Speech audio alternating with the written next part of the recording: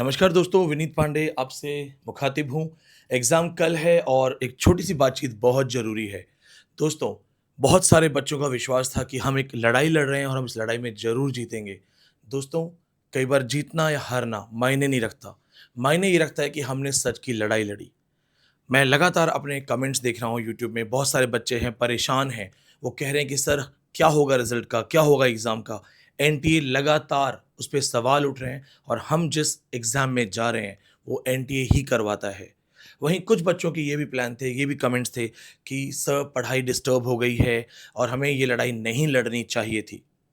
तो मैं बहुत छोटी-सी बात करना है, मुझे पता है एग्ज़ाम पास में ज़्यादा समय नहीं लूँगा और जो भी बोल रहा हूँ, दिल से बोल रहा हूँ। मुझे नहीं पता मैं सही बोलूँगा, गलत बोलूँगा, आप मेरी बात से एग्री करेंगे या नहीं करेंगे। जितना आज तक सीखा है एक स्टूडेंट की तरह, एक टीचर की तरह, वो मैं आपसे बात करने आया हूँ।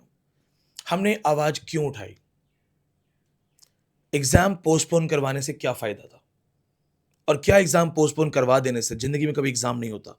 हमेशा के लिए नेट को बंद करवाना चाहते थे हम। हमने आवाज़ उठाई क्योंकि आप और मैं, हम पढ़े लिखे हैं। हम जानते हैं दुनिया में क्या हो रहा है, हमारे देश में क्या हो रहा है, एग्ज़ाम्स में पेपर लीक होने के क्या हालात हैं। हमने और आपने इसलिए नहीं आवाज़ उठाई कि आप और मैं अकेले एग्ज़ाम देंगे। मैं 10 बार नेट क्वालिफ़ाइड हूँ ना, मेरा 11वीं बार सेंटर था। दार्जिलिंग में सेंटर था। मैं आपको अपना एडमिट कार्ड भी यहाँ पे हाथों-हाथ दिखाई देता हूँ। ये रहा मेरा एडमिट कार्ड। मेरा अपना सेंटर था। मैंने क्लास में अनाउंस किया था कि मैं 11वीं बार भी नेट क्वालिफ़ाई कर सकता हूँ। मैं जानता हूँ पेपर कहाँ से आता है। मैं अपने ऑफ़लाइन बच्चों को वही पढ़ाता हूँ, ऑनलाइन बच्चों को वही पढ़ाता हूँ जो पेपर में आता है। क्या मुझे एग्ज़ाम से डर लगता है? मैं कंप्यूटर टीचर नहीं हूँ कि कैमरे के पीछे सिर्फ़ छुप के पढ़ाता हूँ। ऑफ़लाइन पढ़ाता हूँ मैं। सारे टॉपिक स्टूडेंट्स को मैं खुद पढ़ाता हूँ। इंग्लिश अकेले पढ़ाता हूँ। छोटे से छोटा टॉपिक भी मैं खुद पढ़ाता हूँ। तो मेरा रिवीज़न तो बहुत अच्छा है, बहुत स्ट्रॉन्ग है। बहुत सारे बच्चे मेरे स्टूडेंट्स मेरी मेमोरी जानते हैं कि सर की मेमोरी बहुत स्ट्रॉन्ग है। क्यों लड़ रहा हूँ मैं? क्यों ना चुपचाप मैं अपना एग्ज़ाम देता, 11वीं बार नेट करता, ब्रांडिंग में उसको इस्तेमाल करता। आप में से बहुत सारे बच्चे टॉपर्स हैं, ऑलरेडी नेट क्वालिफ़ाइड है, जेआरएफ अटेम्प्ट कर रहे हैं क्योंकि आपके नेट क्वालिफ़ाई होने के बाद अचानक से एनटीए ने एक रूल बना दिया कि अब 3 कैटेगरी हो जाएँगी। कैटेगरी 1 को इज़्ज़त मिलेगी, कैटेगरी 3 को सिर्फ़ पीएचडी मिलेगा। कौन है ये डिसाइड करने वाले? मैंने तब भी आवाज़ उठाई थी कि आपने 3 कैटेगरी तो बता दी कि category 1 JRF, category 2 net for assistant professor, category 3 for PhD. क्या आपने क्राइटेरिया बताया कौन-सा क्राइटेरिया? अगर मैं यूजीसी या एनटीए और मेरे पास सारे रिज़ल्ट सीक्रेट हैं, तो आपको कैसे पता लगेगा कि रिज़ल्ट आने के बाद आप 3rd कैटेगरी में हैं कि 1st कैटेगरी में? क्या उन्होंने ये मेंशन किया कि हम 65% फर्स्ट कैटेगरी में रखेंगे, 60% सेकंड कैटेगरी रखेंगे, बिलो 60% थर्ड कैटेगरी में रखेंगे? जैसे उन्होंने ग्रेस मार्क्स के बारे में नहीं बताया था। आप क्या कर लोगे बहुत सारे बच्चों को अगर ग्रेस मार्क्स दिए जाएँ और फर्स्ट कैटेगरी में लाया जाए? नीट की टॉपर जिसके 720 नंबर थे आउट ऑफ 720 में से 720, उसके ग्रेस मार्क्स हटते ही उसके नंबर 580 हो गए हैं। क्या कभी आपने सुना है कि किसी को ग्रेस मार्क्स 100 150 दिए जाएँ? यूजीसी नेट एग्ज़ाम 300 नंबर का होता है। Paper 1 50 question 100 number, paper 2 100 questions 200 number. 300 number में से अगर किसी को 50 नंबर भी ग्रेस मार्क्स दे दिए, नेट भी कंफर्म हो सकता है और जेआरएफ भी कंफर्म हो सकता है। मैं इस गलत प्रथा के खिलाफ लड़ रहा था, क्योंकि हमें समूचा देश देख के चलना है। मुझे ये नहीं देखना कि मैं पास हो जाऊंगा या आप मेरे स्टूडेंट्स हैं, मुझे पता है ये कंफर्म पास है। हमें सबका देखना है। इसलिए लड़ाई की शुरुआत की थी। हाँ, बहुत सारे समझदार लोगों ने साथ दिया। कुछ लोगों ने मौके का फ़ायदा उठाते हुए नेगेटिव बातचीत भी की कि ये टाइम वेस्ट कर रहे हैं और आप लोगों के लिए भी कहा गया कि ये कमज़ोर बच्चे हैं, ये फ़ेल होने वाले बच्चे हैं, इसलिए पोस्टपोन करवा रहे हैं। इसका मतलब महात्मा गांधी, भगत सिंह ये लोग सब कमज़ोर लोग थे? होता यही है दोस्तों, किसी भी आंदोलन को खराब करने के लिए कई बार आंदोलन के अंदर ही जयचंद निकल जाते हैं। आप सिर्फ कुछ चीज़ें अपने आप देखो। Students appeal to supreme court, ये क्यों जा रहे हैं सुप्रीम कोर्ट? क्या ये नीट एग्जाम होने से पहले गए या धांधली होने के बाद गए? धांधली होने के बाद गए। इससे पहले ये फोकस करके पढ़ रहे थे, अटेंशन से पढ़ रहे थे। तो जो लोग आपको कह रहे हैं कि अटेंशन डाइवर्ट हो रहा है, इनका अटेंशन तो डाइवर्ट नहीं हुआ। इन्होंने तो एग्जाम दिया। तो एग्जाम दिया, मेहनत की और अब ये सड़क पे हैं और सुप्रीम कोर्ट के चक्कर लगा रहे हैं। क्यों? क्या इनका अटेंशन किसी ने डाइवर्ट किया था? नहीं। लेकिन अगर देश में गलत हो रहा है और आप सो रहे हो, एक सच्चा टीचर अटेंशन डाइवर्ट करेगा, करना चाहिए। कहना ही पड़ेगा कि सो रहे हो तो जाग जाओ। तो अटेंशन डाइवर्ट इसलिए नहीं कर रहे थे दोस्तों कि आप मत पढ़ो, इसलिए कर रहे थे कि जिस चीज के लिए आप पढ़ रहे हो, जिस चीज के लिए आप मेहनत कर रहे हो, हमें उस पे ही डाउट है, गड़बड़ है। अब देखिए, पहले हमारे जो एजुकेशन मिनिस्टर हैं धर्मेंद्र प्रधान जी, इन्होंने कहा कोई गलती नहीं है, लेकिन अभी इन्होंने भी माना कि नीट में गलतियां हुई हैं, गड़बड़ हुई है। एनटीए ऑफिशियल्स को फेस करना पड़ेगा एक्शन। यही एनटीए आपका यूजीसी नेट एग्जाम करवाएगा। मैं सिर्फ इतना चाह रहा था, जब तक एनटीए को क्लीन चिट नहीं मिलती है सुप्रीम कोर्ट से, तब तक एग्जाम ना हो। आज आप मेहनत कर रहे हो, आपको किसी ने कहा कि डिस्ट्रैक्ट मत हो, डिस्ट्रैक्ट मत हो, अपनी अपनी वीडियोज में सबने बोला। क्या वो लोग खड़े होंगे जब आप सड़क पे उतरोगे? हम तो बटे हुए हैं, यूजीसी नेट तो बटा हुआ है। या क्या करूं अगर मैं सिर्फ इंग्लिश के ही बच्चों के लिए खड़ा हो जाऊं कि चलो तुम मेरे स्टूडेंट हो, तुम मेरे साथ थे, तो मैं सिर्फ तुम्हारे लिए यूजीसी जाऊंगा? हम बट जाएंगे, हम हार जाएंगे। मेरा कोई निहित स्वार्थ नहीं था। निहित स्वार्थ अगर होता और इसमें फायदा होता, तो जो आपको कह रहे हैं ना कि ये मत करो, वो भी कर रहे होते। एडमिट कार्ड आ गया, एक छोटी सी फालतू इंफॉर्मेशन के लिए सब वीडियोस बनाते हैं। क्यों? Views, likes, right? मैं भी बनाता हूं। तो यहां पे भी व्यूज आ रहे हैं, व्यूज तो अच्छा ही रहे हैं। अगर यहां पे कोई फायदा होता ना, तो जो आपको ज्ञान दे रहे हैं कि मत करो मत करो, वो जरूर करते। उन्हें पता है कि इस टाइम पढ़ाओ ताकि पैसे आए, क्योंकि आपको नए बैचेस में लगातार मैसेज देना है। हमारा मूवमेंट कमजोर कर दिया गया। एजुकेशन मिनिस्टर देखिए साफ साफ बोल रहे हैं, NTA needs lot of improvement. आपका शिक्षा मंत्री खुद कह रहा है कि एनटीए में इंप्रूवमेंट होना चाहिए। यही मैंने कहा था कि जब तक हम हवाई जहाज से ट्रेवल करते हैं, मैं फ्रीक्वेंट फ्लायर हूं, मैं कई बार हवाई जहाज से जाता हूं, आप हवाई जहाज में जाने के लिए लाइन में खड़े हैं और आपको पता चलता है कि इसके एक इंजन में धू धू धू धू आवाज आ रही है। आप क्या करेंगे? आप बैठ जाएंगे जाके? आप कहेंगे नहीं, हवाई जहाज का इंस्पेक्शन करो ठीक से, हम खतरा नहीं उठा सकते। हम हवाई जहाज के साथ हवा में होंगे और वहां गड़बड़ हुई, हमें कोई नहीं बचाएगा। तो मेरे जैसा जो आदमी होगा वो चिल्लाएगा कि नहीं। अगर किसी को शक भी है कि हवाई जहाज के इंजन से आवाज आ रही है, प्लीज चेक करो, क्योंकि हम पैसे देंगे टिकट के, हम फॉर्म के पैसे भरते हैं, एग्जाम के पैसे भरते हैं। उसी भीड़ में दो तीन लोग कह सकते हैं कुछ नहीं होता है, डिस्ट्रैक्ट कर रहा है, चलो एक हवाई जहाज में बैठेंगे, बादल देखेंगे। लेकिन जब हवाई जहाज आसमान में 35,000 फीट की ऊंचाई पे यूं यूं करने लगेगा ना, ऐसा होता है दोस्तों। एक आदमी जब आवाज उठाता है ना, उसे दबाने के लिए बहुत लोग आसपास आ जाते हैं। आप जानते थे भगत सिंह के खिलाफ गवाही किसने दी थी? किसी हिंदुस्तानी ने दी थी। ये हमारा आंदोलन कमजोर हुआ। अब देखिए, आप जा रहे हैं एग्जाम देने, एग्जाम कौन करवाएगा? ये। क्या इसको क्लीन चिट मिल गई? क्या जो गलत लोग हैं वो पकड़े गए? क्या यह साबित हो गया कि कौन कौन इन्वॉल्व है? आपकी कब की मेहनत है? कितने समय से आप मेहनत कर रहे हो? एक फ्रेश स्टूडेंट 6 महीने से पढ़ रहा होगा। एक सीनियर स्टूडेंट जिसके शायद पिछली बार से 2 बार से एग्जाम क्वालिफाई नहीं हुए, वो 1.5 साल 2 साल से पढ़ रहा है। और यूजीसी नेट इंग्लिश में तो कई बार बच्चे 5-5 साल से पढ़ रहे होते हैं। आपने इस बार बेहतरीन एग्जाम दिया, लेकिन अगर यहां गड़बड़ है, ये मेरी लड़ाई थी। वीडियो को ज्यादा लंबा नहीं खींचना चाहता, पढ़ाई का समय, सिर्फ हाथ जोड़ के इतना बताना चाहता हूं, मैं लड़ता रहूंगा। मुझे उम्मीद है कि इन्होंने हमारे वीडियोस देखे हैं, ये भी कोशिश करेंगे कि एनटीए में धांधली ना हो यूजीसी नेट में। अगर हुई तो ये खूब पूरी कोशिश करेंगे पकड़ी ना जाए। दोस्तों, अगर पकड़ी नहीं गई तो इसका मतलब ये नहीं चोरी नहीं है। अगर आपको पता नहीं चल रहा है कि आपके नाक के नीचे चोरी हो रही है, तो इसका मतलब ये नहीं कि चोरी नहीं हो रही है। आपको जागना पड़ेगा, आपको ढूंढना पड़ेगा कि क्या हो रहा है। जितने बच्चे आज एग्जाम देने वाले हैं, कल एग्जाम देंगे आप जाके। अब कुछ चीजें आपको एज ए टीचर बता देता हूं, क्योंकि ये भी मेरा धर्म है। ओएमआर शीट में ओवर कॉन्फिडेंस में गलती मत कीजिएगा। जैसे यहां पे नाम है, ये यूजीसी का पुराना पैटर्न है।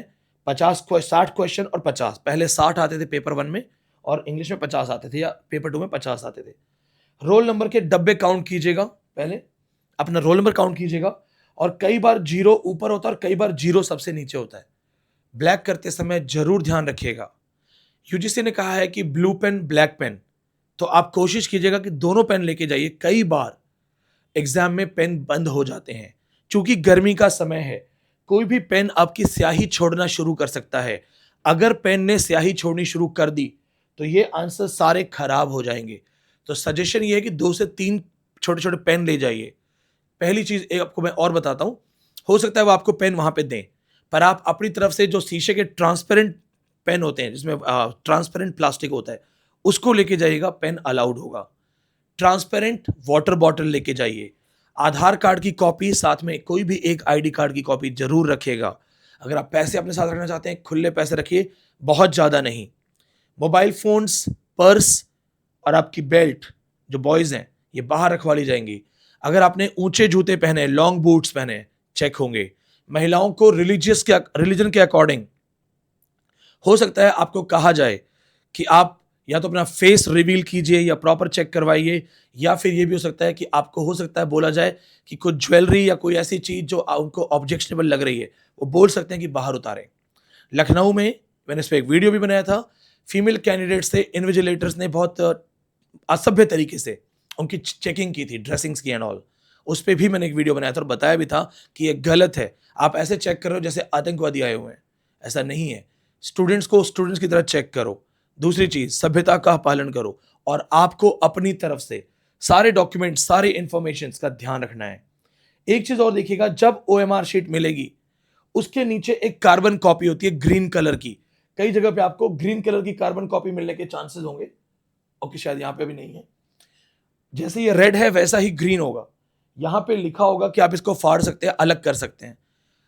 तो पेपर होने के बाद ही अलग करना, उससे पहले मत करना। दूसरी चीज, कई बच्चे क्या करते हैं जल्दबाजी में, पहले सारे क्वेश्चंस करेंगे। उनको लगेगा पहले सारे क्वेश्चंस कर लो, फिर हम इनको डार्क करेंगे। कुछ चीजों में ये कामयाब होता है, कुछ में नहीं। कैसे?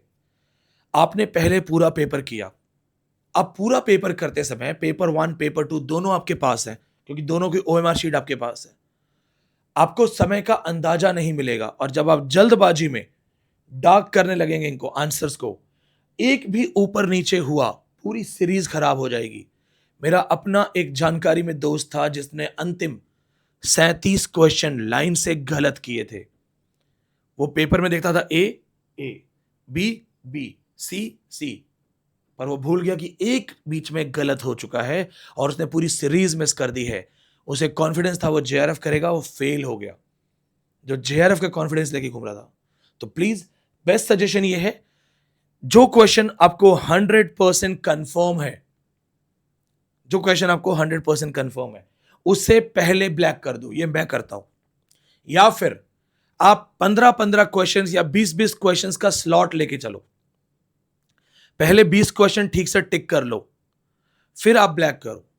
या फिर जो मेरा अपना सबसे बेहतरीन कॉन्सेप्ट है, जब पेपर टफ आए, मैंने बहुत सीखा अपने एग्जाम्स में। ओएमआर शीट से बहुत पुराना रिश्ता है। नेट होने के साथ साथ 17 अलग अलग स्टेट्स के सेट टॉपर भी हूं मैं। अपने समय में पागल था एग्जाम देने के लिए। एक काम करो, पूरा पेपर गो थ्रू करो, लेकिन समय को देखते हुए। तो ये मेरा स्टाइल है जब पेपर टफ आता है। पूरा पेपर गो थ्रू करके जो कंफर्म आंसर है, जो आंसर्स 100% कंफर्म है, पहले मैं वो ब्लैक कर देता था। क्वेश्चन से शुरू से लेके लास्ट तक जाओ, कंफर्म आंसर्स को ब्लैक करो। उसके बाद ये मेरा इंडिविजुअल स्टाइल था, मैं गिनता था कि मैंने कितने कंफर्म सही किए हैं।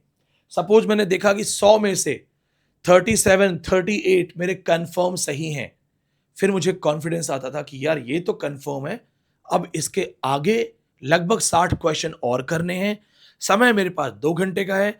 फिर मैं सेकंड रीडिंग करता था, थोड़े से टफ क्वेश्चन, और सबसे टफ क्वेश्चन सबसे लास्ट में, जहां पे ये प्रॉपरली डार्क करता था। तो मेरा सजेशन है, दिमाग लगा के करिएगा, एक्टिव होके करिएगा। अब एक बहुत इंपॉर्टेंट चीज जो मुझे आप सबके सामने करनी थी, वो बहुत जरूरी है। ये बहुत जरूरी चीज है, मुझे आपके सामने करना बहुत जरूरी है, और मैं चाहूंगा कि अगर हो सके तो उसकी स्क्रीन रिकॉर्डिंग ले लीजिएगा, आपके काम आएगा।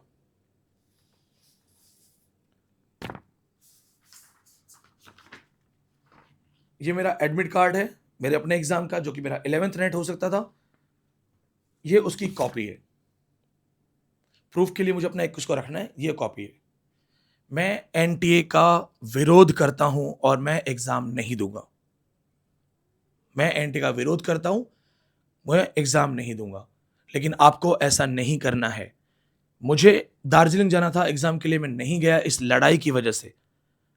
मेरा नॉर्मल प्लान ये था कि मैं 14 तारीख शाम को दार्जिलिंग के लिए निकलूंगा अपने सेंटर के लिए। कुछ प्रोफेसर्स हैं वेस्ट बंगाल यूनिवर्सिटी में, नॉर्थ बंगाल यूनिवर्सिटी, उनसे मिलूंगा और अपना एग्जाम दूंगा। एनटीए के खिलाफ मैं प्रोटेस्ट करते हुए सिर्फ अपना एग्जाम नहीं दूंगा।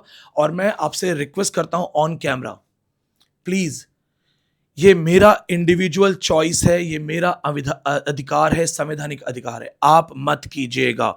आई रिपीट दिस थिंग, आपको अपना एग्जाम देना है। किसी को बाइकआउट करने का तरीका सिर्फ यही नहीं होता कि एग्जाम मत दो। ये भी हो सकता है कि आप एग्जाम बहुत अच्छे से दो, क्वालिफाई करो और बाहर आके भी बोलो कि हम एनटीए से संतुष्ट नहीं हैं। एग्जाम जरूर दीजिएगा। Please attempt your exam. मैं अपना एग्जाम सिर्फ सिंबॉलिक प्रोटेस्ट के लिए, जैसे लोग हाथों पे काली पट्टी बांधते हैं, मैं सिंबॉलिक प्रोटेस्ट के लिए अपना एग्जाम नहीं दूंगा। ये मेरा अधिकार भी है और आप सबके लिए किसी एक को तो आवाज उठानी होगी, मैं आवाज उठाऊंगा। और इससे पहले कोई बच्चा ये सोचे कि मैं सर से इंस्पायर हूं और मैं एग्जाम नहीं दूंगा, मैं हाईली क्वालिफाइड हूं, दिल्ली यूनिवर्सिटी में पढ़ा चुका हूं, मेरे पास मेरे सारे रिक्वायर्ड डॉक्यूमेंट्स हैं, सर्टिफिकेट्स हैं, मुझे नौकरी मिल जाएगी जब चाहिए। आप मत कीजिएगा। एग्जाम ना देना मेरा अधिकार है और यह भी सच है कि इस एग्जाम को ना देने से मेरा कुछ नहीं बिगड़ेगा, सिर्फ मेरा 11वां नेट 6 महीने आगे हो जाएगा। तो प्लीज, मैं कोई सिंपैथी, कोई हीरो बनने के लिए नहीं कर रहा हूं, मैं आपको साफ साफ बता रहा हूं, इस एग्जाम को छोड़ने से मेरा कुछ नहीं बिगड़ेगा। ये मेरे लिए आसान है, कोई बलिदान नहीं किया मैंने। सिर्फ जिस 11वें नेट को मैं इस बार क्रैक करने वाला था वो 6 महीने के बाद करूंगा। लेकिन जहां एनटीए गड़बड़ कर रहा है, किसी को तो आवाज उठानी पड़ेगी। ये मेरा सिंबॉलिक प्रोटेस्ट है। हो सकता है बहुत छोटा प्रोटेस्ट लगे, लेकिन ये कहीं ना कहीं एग्जिस्ट तो करेगा कि एक टीचर ने अपने एडमिट कार्ड सारी चीजें आने के बाद एग्जाम कैंसिल कर दिया। मैं मेरा एग्जाम छोड़ रहा हूं। Repeating once again, please, it is not a motivational thing for you. Inspire नहीं हो जाना, एग्जाम मत छोड़ देना और ये चीज गलती से मत दोहराना। और प्लीज, एग्जाम दे करके भी एनटीए पे सवाल उठाया जा सकता है। मुझे लड़ाई लड़ना जरूरी था, मुझे यहां रहना जरूरी था, इस मुहिम को चलाना जरूरी था, इसलिए मैं अपने सेंटर पे नहीं गया। मेरी फ्लाइट टिकट्स वगैरह सब मैंने कैंसिल करवा दी हैं। सिर्फ आप लोगों के लिए मैं यहां पे हूं। आप लोग प्लीज अपना एग्जाम दीजिएगा और अगर इन्होंने कोई गड़बड़ की तो आप और मैं फिर से सड़क पे उतरेंगे। जय हिंद, जय भारत।